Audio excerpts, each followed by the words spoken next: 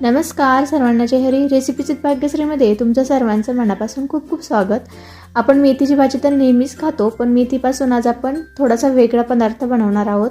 चला तर मग मस्त असे हे मेथीचे कुरकुरीत वडे कसे बनवायचे ते बघूयात. तर वडे बनवण्यासाठी सर्वात आधी एक वाटण तयार करून घ्यायचे. त्याकरिता मिक्सरच्या भांड्यामध्ये 2 हिरव्या मिरच्या अशा कट करून घातल्या. त्यानंतर 10 ते 12 लसणाच्या पाकळ्या, 1 चमचा धने, 1 चमचा जिरे आणि 1 चमचा कच्ची बडीशेप घालायचे. त्यानंतर 2 ते 3 आल्याचे तुकडे घालायचे आणि अजिबात पाणी न घालता मिक्सरमधून हे थोडंसं असं जाडसरच वाटून घ्यायचे. तर बघा, मिक्सरमधून असं थोडंसं हे जाडसर वाटून घेतलंय.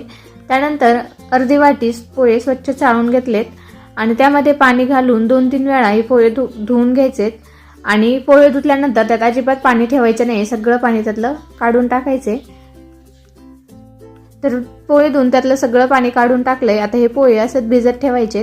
पोहे भिजतायत तोपर्यंत आपण पीठ भिजून घेऊया. तर मी इथे एक मेथीची जुडी निवडून त्याची फक्त पानं घेतली आहे. देठ अजिबात घ्यायचे नाहीयेत. आणि त्यानंतर भाजी स्वच्छ धुवून नंतर सुती कापडाने ती एकदम कोरडी करून घेतली आहे. यात पाणी अजिबात ठेवायचं नाहीये. तर आता भाजी खूप जास्त बारीक चिरायची नाही, फक्त हाताने अशी थोडीशी तोडून घ्यायची आहे. तर बघा, सगळी भाजी मी अशी थोडीशी हाताने बारीक करून घेतली आहे. आता त्यानंतर 1 वाटी उभा पातळ चिरलेला कांदा घेतलाय. हा कांदा आपल्याला हाताने असा चुरगळून घालायचा आहे, म्हणजे मग कांदा पूर्णपणे सेपरेट होईल. त्यानंतर थोडीशी बारीक चिरलेली कोथिंबीर आणि चवीनुसार मीठ घालायचे. हे वडे खायला अजून टेस्टी लागावे त्याकरिता 1 चमचा पांढरे तीळ घालायचे. त्यानंतर 1 चमचा चाट मसाला, पाव चमचा हळद आणि या वड्यांना रंग छान यावा त्याकरिता 1 चमचा बेडगी मिरची पावडर घातली.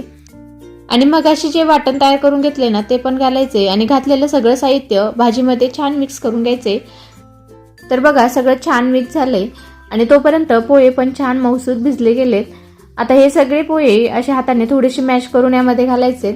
असं थोडेसे पोहे यामध्ये घातले की मग वडे पण छान असे कुरकुरीत होतात.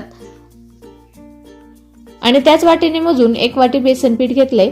फक्त बेसन पीठ घालताना सगळं लगेचच न घालता त्यातील निम्म बेसन पीठ मी यामध्ये घातलंय आणि अजिबात पाणी न घालता हे छान मिक्स करून घ्यायचे.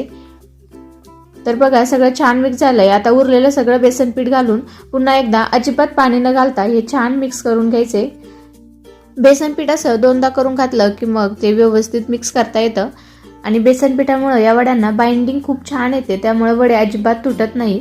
तर बघा, पीठ छान मिक्स करून घेतलंय. यात अजिबात पाणी घातलेलं नाहीये.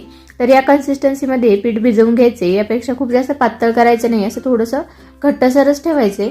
तर पीठ भिजवून तयार झालंय. आता वडे तयार करण्यासाठी हाताला असं थोडंसं तेल लावून घ्यायचे, म्हणजे मग पीठ हाताला अजिबात चिकटत नाही आणि वडे पण व्यवस्थित बनवता येतात. आता वडे बनवण्यासाठी यातील थोडंसं पीठ हातावर घ्यायचे आणि त्याचा छान असा गोळा तयार करून नंतर दोन्ही हाताच्या मध्ये थोडंसं असं प्रेस करायचं. तर बघा, मस्त असा आपला हा वडा तयार झालाय. बेसन पिठामुळे याला बाइंडिंग खूप छान येतं, त्यामुळे वडे अजिबात तुटत नाहीत आणि हाताला तेल लावलेलं असल्यामुळं ते पीठ पण हाताला चिकटत नाही. तुम्ही तुमच्या आवडीनुसार याच पिठापासून वड्यांऐवजी भजी देखील बनवू शकता. तर याच पद्धतीने मी उरलेल्या सगळ्या पिठाचे वडे तयार करून घेतलेत आणि एवढ्या पिठापासून बरोबर 8 वडे तयार झालेत. आता तयार झालेले वडे लगेचच तळून घेऊयात. वडे तळण्यासाठी तेल छान गरम करून घेतलंय आणि सुरुवातीला मी ते निम्मेच वडे तेलामध्ये सोडलेत.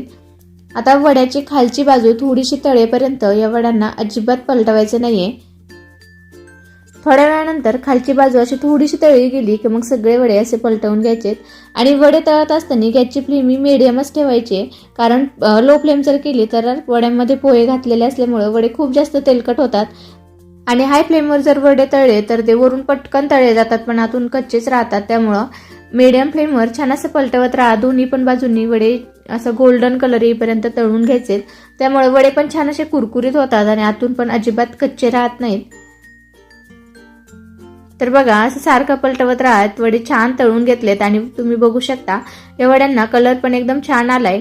आता हे तळलेले वडे लगेचच एका प्लेटमध्ये काढून घेऊयात आणि उरलेले वडे पण याच पद्धतीने तळून घ्यायचेत. हे मेथीचे वडे बनवायला अगदी साधे सोपे आहेत, पण खायला खूप छान लागतात. याआधी पण मी मेथीची मसाला मठरी कशी बनवायची याची रेसिपी चॅनलवर अपलोड केलेली आहे.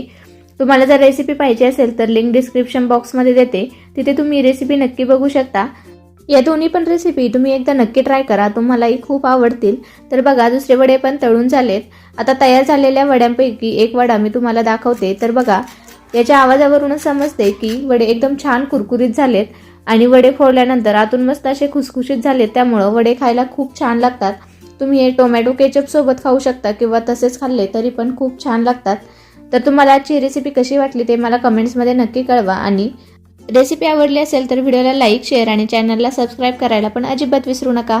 चला तर मग पुन्हा भेटूया अशाच एका छानशा रेसिपीसोबत. धन्यवाद.